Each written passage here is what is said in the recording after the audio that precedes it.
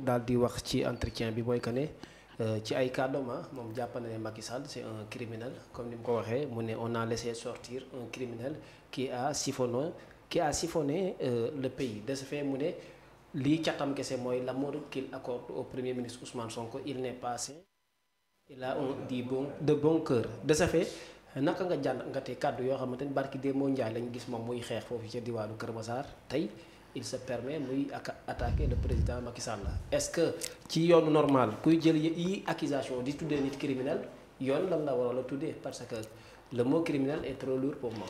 xam nga ces gens de Bilal Diatta entre autres. ils n'existent que par leur soif de vengeance et leur mot de trop jëm ñu ngi koy wax.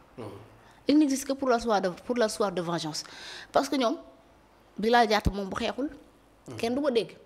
buñ ko jiñut dara kenn du ko dégg bu waxut wax ju bu xastewul kenn du ko dégg comme nag ñoom ci loolu rek lañ leen di mën a dégg mais ci loolu la ñuy wax li kese lañu am li kese lañu am ils n'ont pas d'argument ils n'ont pas de vision ils sont incompétents xamuñu fu ñuy teg seen tànk moo tax xaste rek lañ man gis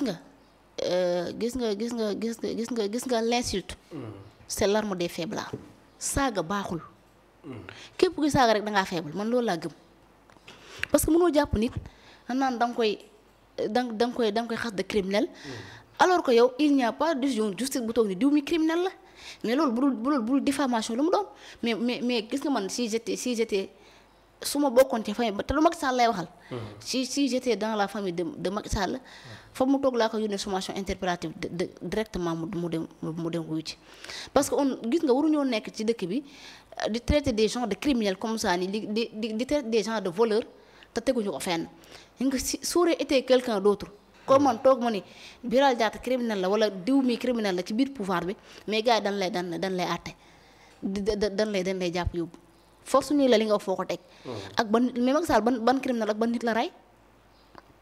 est-ce qu'il ne fait pas référence ci 2021.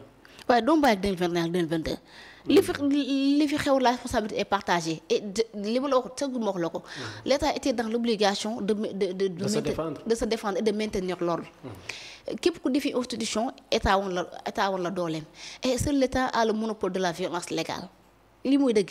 ok léegi justice bi ci kàddu yi nii bu ñu sukkandikoo ci li nga xamante ne moom lañ gàlloon ci ndoddu Abdou Nguer bañ koy wax ne dafay def apologie du crime de ce fait parce que moom mu ne bu fekkoon moo nekkoon section de recherche képp ku bëgg a taal caserne bi moom attan na laa rey ñu ne ko apologie de crime.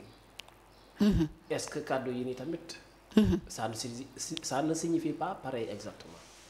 Cheikh dama ne la. li ñuy wax teguñu ko fenn doomu bàyyi.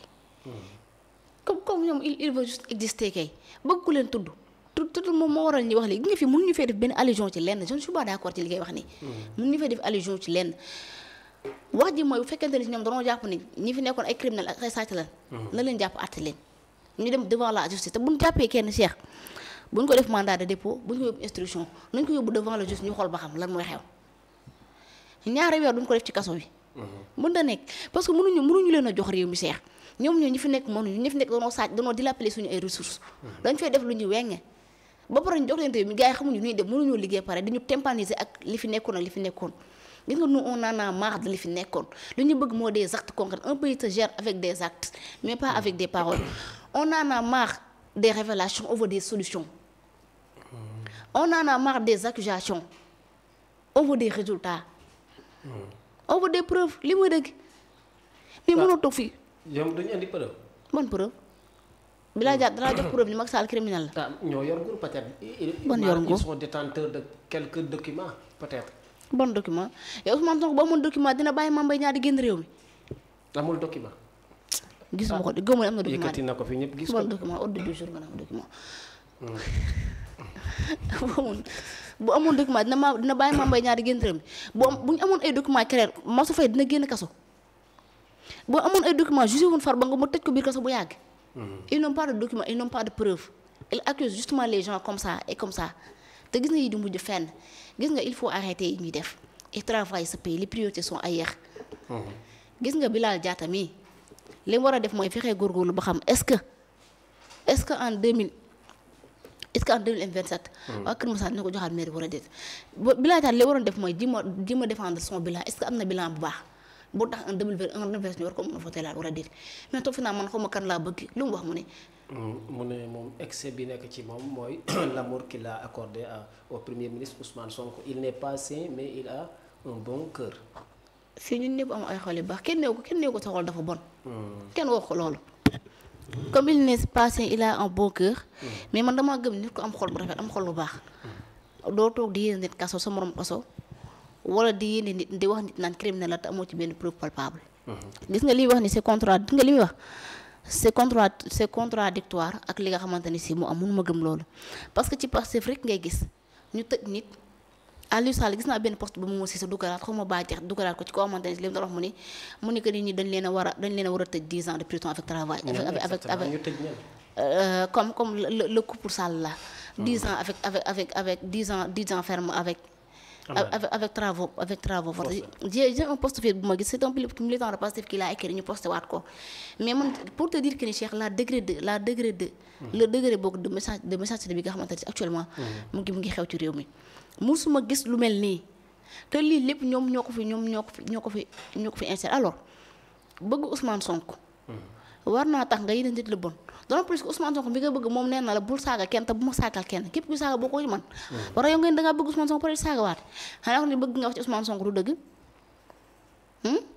mais il faut qu'on dise la vérité Bilal Diatta ngir yàlla yow dangaa war a bokk ci ñu war a raser les murs parce que barki dem nga fi xeex ak ab journaliste journaliste baal la kon yow dangaa war a bàyyi di jégli xanaa yow kooku mu la ëpp grandeur ça ne reste que pour l'élégance républicaine ça ne reste que pour grandeur au moins Bilal nga war a bàyyi sa discours populiste radical yi ki di génne on n'a pas nommé Pastef pour des discours radicaux et des discours souverains et des discours populistes on a voté pour Pastef pour le problème des Sénégalais mais depuis que Pastef est là les problèmes du Sénégalais augmentent waxtu bi dab nañu mais peut-être quelques 2 minutes naka nga gisee li nga xamante ne mooy la saisine des avocats de Madiambal Diagne ñi nga xamante ne dañoo daal di bind benn note ngir interpeller Interpol ci wàllum annulation ci li nga xamante ne moo jëm ci mandat d'arrêt international bi ak Macky Sall bi nga xamante ne mu ngi ci yoonu jël ay avocats ngir mun ñu défendre ko ci dette cachée bi nga xamante ne dafa jàpp ne ça n'existe pas par définition. alors le cas de Madiambal Cheikh man dama see wax ba sonn. Madiambal dafa wax ba sonn. Madiambal daal man li ma koy ñaan. wax dëgg yàlla mooy que ni. na ñibbisi pour faire face à ses responsabilités. moo gën ses avocats nekk fii di bind bataaxal ginnaaw suba ëllëg ñu ni jàpp nañ doomam jàpp nañ sëriñam entre autres. Madiambal bi nga si tu n'as rien à te reprocher. il faut venir ici dans ce pays et faire face à la justice de ton pays. pour seetal sa bopp ku la waxut lii waxu la dëgg. nee na na ngaa def. ñëw seetal sa bopp daa jar toog ci fële di bind ay courrier ak di bind ay ex dangaa war a ñibbisi. lii laa gëm sur le cas de Madiambal. et sur le cas de Macky Sall exactement. sur le cas de Macky Sall. actuellement la balle est dans le cas du nouveau régime. ñoom ñooñu dette cachée dafa am. ñoom ñooñu Macky Sall dafa falsifié. ginnaaw bi di kaas ñu ni chiffre erroné. dégg nga Al Amine mooy la chiffre erroné la moo am ak xuma écart dañ koo naxaw kenn xamul. Macky Sall engagé na benn borom xam-xam la de vous le citez comme ça mais. dangaa dégg fu monte la Al Amine du borom xam-xam. borom xam-xam la nangu ko.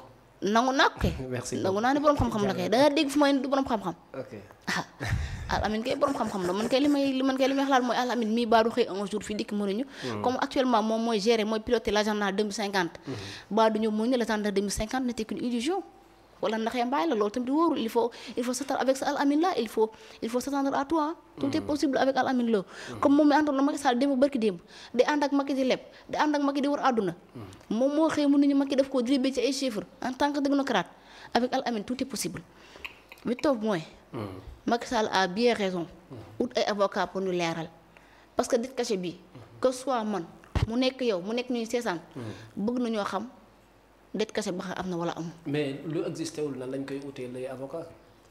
mais sa existé wul. existé wul bu paree di wut avocat. existé wul. te gars yi nee nañ am na. moom nee na amul gars yi nee na am na.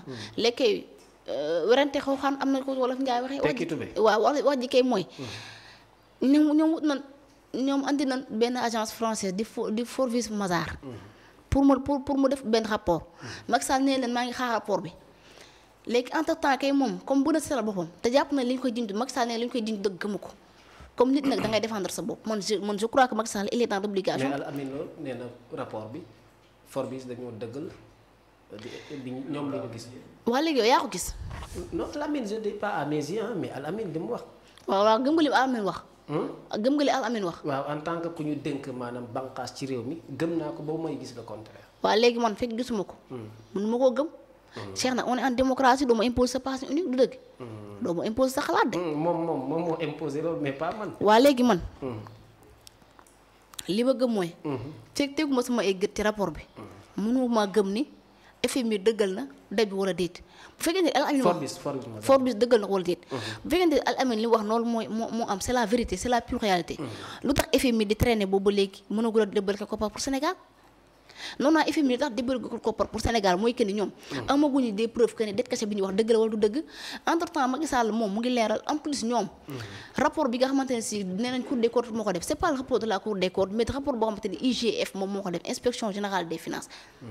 moom moo def rapport bi. waa léegi Cheikh lii bu fi amee. Macky Sall amul droit na ñu jiiñ ko toog jiiñ administration de faussaire. jël Sénégal ni ko nii ñëpp di ko teg bët. ku ñëpp tof li nga tooy. comme moom moo nekkoon aux affaires il était au cœur il était le président de la République du Sénégal. mais il est dans l'obligation justement wut ay avocats ñu leeral comme pouvoir bi nee naan moom moo def. Cheikh man ak yow ñuy xëccoo. nee nga ma yaa sàcc. nee naa la sàcc ma léegi du été ma du wut avocat ñu leer ba xam kan moo def. jaaxal na ma mais dañoo war a leeral haute trahison nan lañ koy utalee avocat loolu tamit jaaxal na ma. non du haute trahison de. wutul avocat pour haute trahison de wut avocat pour ñu leeral dette cachée bi ko gars yi jiñ ñu ko yaa ko def wala defoo ko lii muy dëgg. mais nag sa dette cachée là vraiment Sénégal dañoo sonal nous on veut lu leer nañ ci dette cachée bi actuellement la balle est dans le cadre de ce nouveau régime léegi nag ñoom vous n'avez qu'à assumer leurs responsabilités sur vos déclarations erronées pour nous dire la vérité sur la dette cachée. Parce que je pense actuellement cher. Les priorités sont ailleurs nga sa gouvernement waroon na am leneen lu mu waroon a def loolu toog fi jël la ngaa meetu ci ab dette cachée ak la ngaa meetu ci xamante ne si moo nekk Macky Sall gi nga li ñuy def nii ça ne fait que gën a mën a fësal Macky Sall sur le plan politique Sénégal parce que tey Cheikh mënoo xëy ba ngoon doo dégg Macky Sall léegi c'est hors de question mais pourquoi xanaa Cheikh c'est une question que je me demande mais xanaa le projet passé repose sur Macky Sall wala déet mais bu dee projet bi kay Macky la nañ ñu ko wax Macky ñibbisi et je pense que actuellement nii li ñu waroon conseil Diomaye mooy que ni waroon conseil président Diomaye mooy que na woo Macky Sall mu waxtaane ak moom ñu waxtaane réew mi parce que nga lu ñëpp bokk ñëpp a ngi ci te moom doomu réew mi la te gëm naa ne am na ci xalaat mais nañ ko waxtaane ñu trouver solution dëkk bi avancé mais depuis loolu lépp ngi ne tekk dara bougé wul yaa ngi nii da ngay bëgg ñaar benn tëla mënu ñoo dem fenn woyofal bi seer na saxanal bi seer na yaxanal bi seer na diisal bi diis na gànn kenn antanatu ko dund gi seer na tali yi baaxul den dëkk yi amuñu courant gaa yaa ngi wax waxu milliard ba tey teguñu ko bët furax dallu xaddeet ñu ngi ñuy wax waxu justice mais ceex dëkk mënut a dox ci fay salaire uniquement léegi des nag c'est eux qui disent ça waaye doom bàyyi maa ngi dégg Xaadim Bamba naan dëkk bi réalisé na 60 projets bi ñu toogee ak léegi xaw ma di wax naan aéroport d'exécution budgétaire yoo nga xamante gars yi dañoo nëppal li primature ak présidence consommé. mais droit daanu leen loi may na leen ñu def ko. loi may na mais pour ce régime pour la transparence et la bonne gouvernance yow doon nga xaati régime bi ñu dikk dina bu dara doon ko xaar man xaaruma ko woon man gëm naa ne lépp lu ñuy def ce régime là dañ koy def transparence parce que ñoom ñoo ñu waxoon ne ils vont dire la vérité aux Sénégalais mais nag ces vérités là ce n'est pas les vérités que ce régime est en train de dire aux Sénégalais ce n'est pas un acte de transparence et un acte de bonne gouvernance mais c'est juste benn acte woon dañ koo teg pour jël nguur gu Macky Sall dóor ko ci kaw Sénégalais pour créer donc contre-feu pour créer justement des diversions pour bëgg ni ñoom bu ñu mënta liggéey parce que nguur gu Macky Sall ñoom ñoo leboon lii moo fi am pour dire que ni ñoom bu ñu mënta liggéey ñoom Pape Malick Ndour ñoom ñoo sàcc xaalis bi pour dire que ni ñoom bu ñu mënta liggéey ñoom Macky Sall moom moo jël xaalis dugal ko ci biir ay kër kaaw ko ci biir ay kër pour wax ni ñoom justement bu ñu mënta liggéey c'est parce que c'est parce que ñoom Abdou Mbow ñoom ñoo am ay oto yu rafet c'est parce que ñoom bu ñu liggéey ba léegi dëkk mënta avancer c'est parce que Macky Sall moom moo jaay géej gi ñoom bu ñu mënta liggéey c'est parce que Macky Sall dafa àbb Air Sénégal ñoom moom bu ñu mënta liggéey c'est parce que Macky Sall dafa def li nga xamante ni si moo daal di doon sous-facturation te TER beeg BRT bi actuellement est-ce que yëg nga ni BRT bi léegi danoo yokk tarif bi léegi foo wàcc téeméer la foo wàcc téeméer ngay fay. ci biir Dakar. te pourtant amoon na sax 400 francs au mois c'était de 300 à 500 francs léegi dañ ko yokk. mais raison yi lan la d'habitude c'est à savoir aussi. waaw bonne raison mais parce que fixe bi moo bari parce que économie bi moo tëdd suuf moo tëdd Cheikh. économie bi moo ne mbàpp ci suuf léegi nag comme daa tëdd pour ñu jëm ko relever il va falloir ñu yokk ko. ok am na solo bu baax ah. merci beaucoup xam naa